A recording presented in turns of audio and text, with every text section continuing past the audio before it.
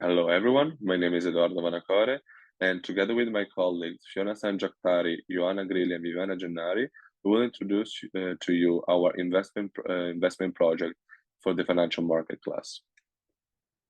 Let me start off by giving you our agenda for this presentation. We will introduce you to the macroeconomic situation nowadays to let you understand what is the macroeconomic variables current situation and what were the decision we made based on. And then we will move on to the energy industry and the healthcare industry, which are the industry we picked for this project. And we will discuss more in detail why we have picked these industries, the stock picking for these industries, the ETFs we have analyzed, and also the portfolio optimization. After that, we will also discuss whether or not to add a treasury bond in our portfolio. In conclusion, we'll also discuss the final portfolio allocation and of the energy and healthcare. As mentioned before, we will start off by discussing the overview for macroeconomic situation nowadays. So what will be the conclusion looking at this graph from the stock market, from the S&P 500? We can assume that over the last year of time, investors have gained back confidence in financial markets, especially in the stock market, as we can observe this positive trend of increasing in price level for the S&P 500. This could also be confirmed by the VIX index. The VIX index, which is an index that represents the market indicator for volatility, for the perception in volatility, which is also known as the fear indicator, is at a level which is lower than its long-running average, and that is at an absolute value of 15. This is something positive for the outlook of the market, because it proves that the investors are expecting low volatility and the markets to be more stable. In contrast with this analysis, it comes to the bond market. We can observe that the US yield curve for the bond market and the 10-year US government bond yield over the last 2 years are quite in contrast from what we have just said, because we observe that the yield curve is inverted, which is a great indicator for a potential recession in the foreseeable future. And also the 10-year US government bond yield has tremendously increased over the last 2 years of time, even though it seems to be more stable over the last trimester.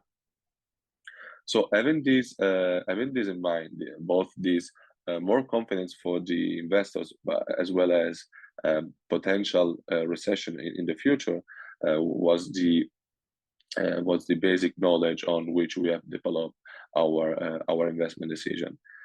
Before leaving the floor to Fiona, I would also like to introduce to you our investor profile. The time horizon we have selected for our investor profile is a long-term one, so over 10 years. The investment goal will be to achieve long-term growth by investing the majority of capital in stable energy companies, but also allocate portion of the capital to develop sectors for the future, such as clean energy, and it will have a moderate risk tolerance. Thank you for your attention, and now I'll leave the floor to Fiona.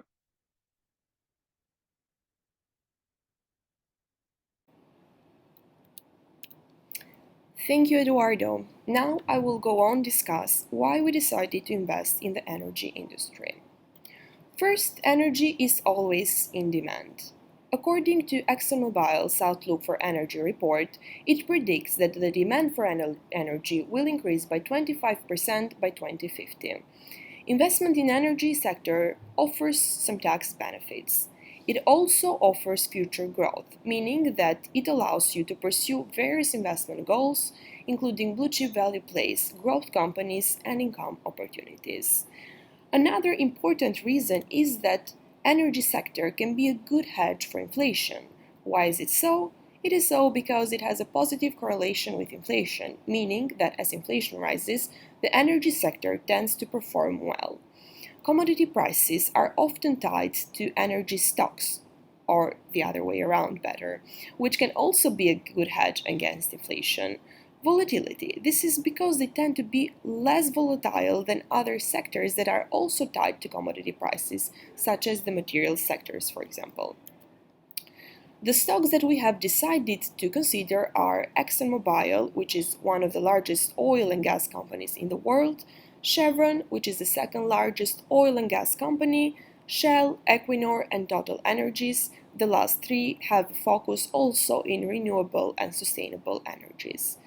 The main competitive advantage for all of these five companies is that they have a global reach, strong brand, and a strong financial position. Here we can see a graph of the stock prices for these 10 companies for these five companies over the last 10 years. We can see that ExxonMobil and Chevron are two of the best performing. Here I want to give some insights on the financial ratios for these five companies. First, I want to start with Sharpe ratio, basically the risk-adjusted returns. We can see that it's positive for all of the five companies.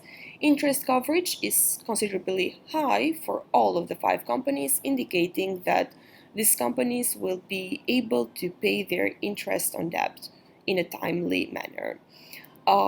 Price to book ratio, price to earning ratios as well are generally quite low for all the five companies, maybe indicating that these companies can be undervalued. Overall, we can say that we have companies which are in a good financial health. Next, I want to talk about XLE ETF. Why we chose the ETF is basically because it has a strong performance, a low expense ratio, sector level ownership, and low correlation to other assets. Now I want to go and talk about the main part of this presentation, basically how we decided to allocate our portfolio among these stocks, ETFs, and different optimization methods that we used. Considering different optimization methods, we chose this one as the best allocation. What we used was a mean variance strategy using the maximum Sharpe ratio for this allocation. Having a short comparison with the other optimization strategies, in this graph we can see the portfolio growth for all the other options. The one that we chose is the blue line.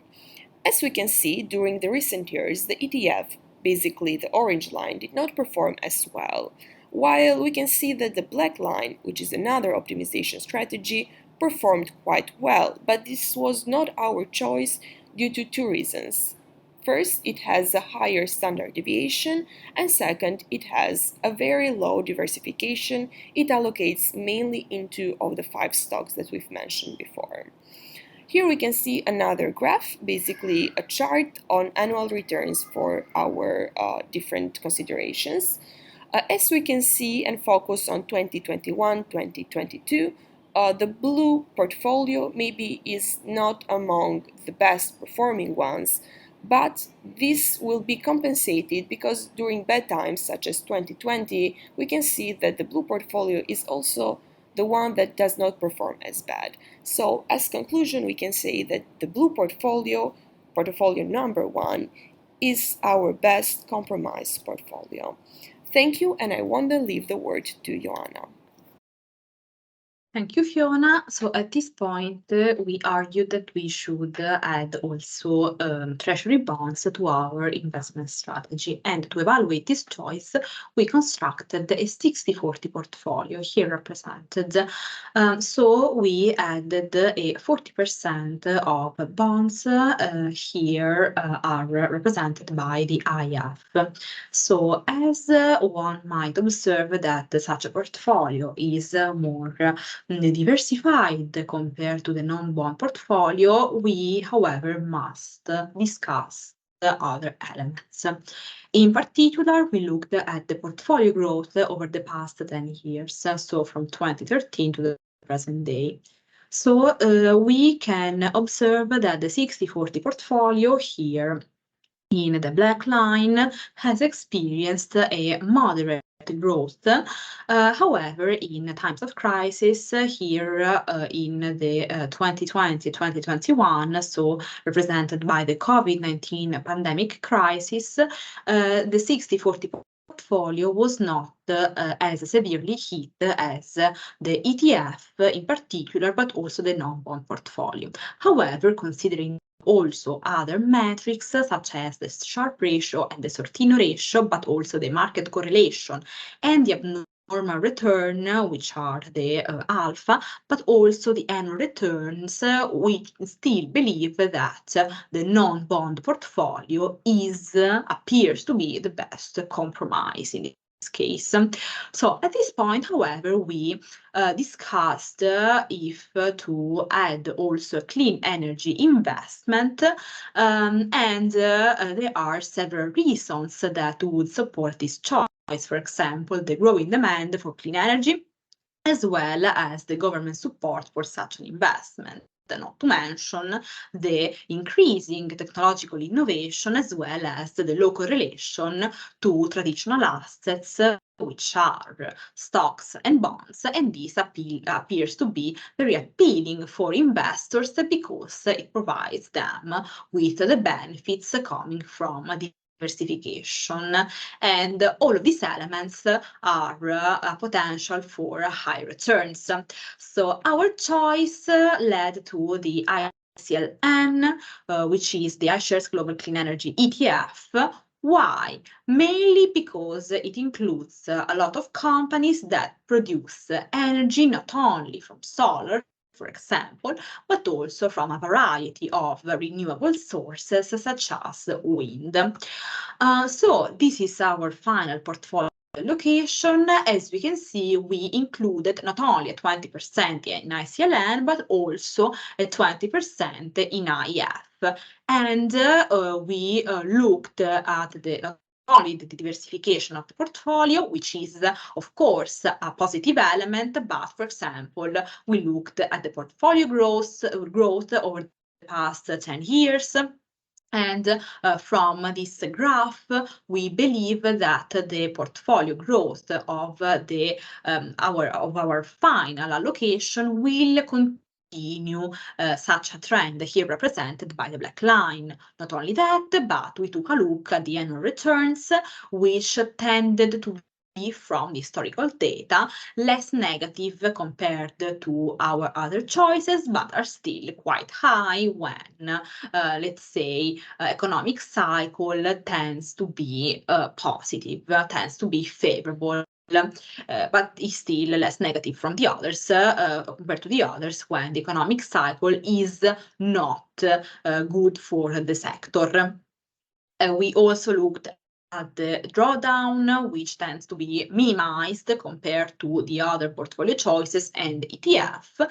And in this table, we resumed our observation, also with a particular highlight on the Sharpe ratio and the Sortino ratio, as well as to the gain to loss ratio, which tend to be quite high. And now I leave the floor to my colleague to discuss the healthcare industry. Thank you, Ioanna. And now I'm talking about why we have chosen to add the healthcare industry inside our portfolio. We have chosen this industry because it is a large and growing industry, and this is due to the fact that the population is aging. Therefore, we have rising chronic disease rates and increasing demand for innovative healthcare products and services. This industry is also a defensive one, which means that the demand would not go down even in periods of economic downturns. The third reason was the strong earnings growth potential. In fact, this market is expected to reach $13.6 trillion by 2027 at a CAGR of 5.5. In particular, we have focused on innovative companies focusing on healthcare products with rising ROE and low PB ratio, and we have chosen Hologic, which is a company with a strong portfolio of products, a focus on innovation, and a strong global presence, which also has positive projection for the coming years. This is the plot of the closing price for Ologic with different moving averages. And this is a cumulative profit graph with different moving averages for a traditional trading strategy buy and sell. The competitors have similar characteristics, so rising ROE, low PB ratio, a high interest cover ratio, and a positive Sharpe ratio. Plus, they all have strong competitive advantages like brand recognition, global reach, innovation, and financial strength. Those companies are BDX, Philips, Daher Corporation, and Johnson & Johnson. To compare this portfolio with the whole industry, we have chosen the iShare US Healthcare ETF, which has a strong performance, low fee, and it is non-diversified. To optimize our portfolio, we have used a maximum Sharpe ratio optimization, and those are the weights coming out of this optimization. This is the performance over a 10-year time period from 2013 to 2023. And we can see that the maximum Sharpe ratio outperformed the equally weighted portfolio and the ETF. In particular, looking at the expected return, it is the highest one, and also the Sharpe ratio is the highest one. This is the plot of the portfolio growth, especially in recent year. We can see that the optimized portfolio have a better performance. And this is the outlook of the annual returns, in which we can see once again a positive trend. Now, if we add the treasury bond to have a normal strategy, we can see that the composition is different and the portfolio performance also is different. Portfolio 1 is the normal strategy and portfolio 2 is the optimized one. And here you see a lower annualized return and a lower Sharpe ratio. This is the plot. It's clear that the optimized portfolio outperformed the 60/40 strategy portfolio, and this is the outlook of the annual returns. Now I will leave the word to Edoardo for final conclusion about our portfolio.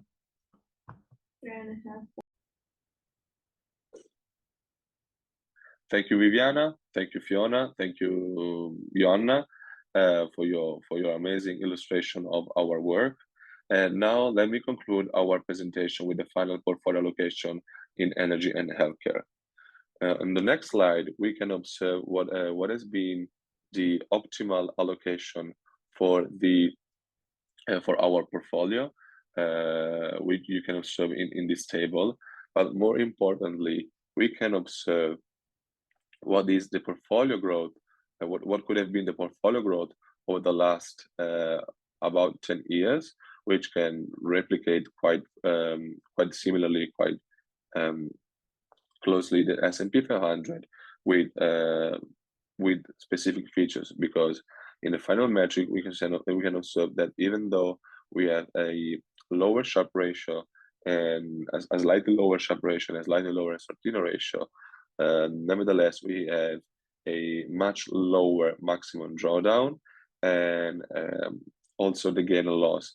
The gain and loss ratio is quite higher than the one from S&P 500. So for the idea we have in mind for the macroeconomic outlook, this is quite optimal. It really represents everything that we were looking for. Thank you for your attention. I hope you enjoyed this presentation.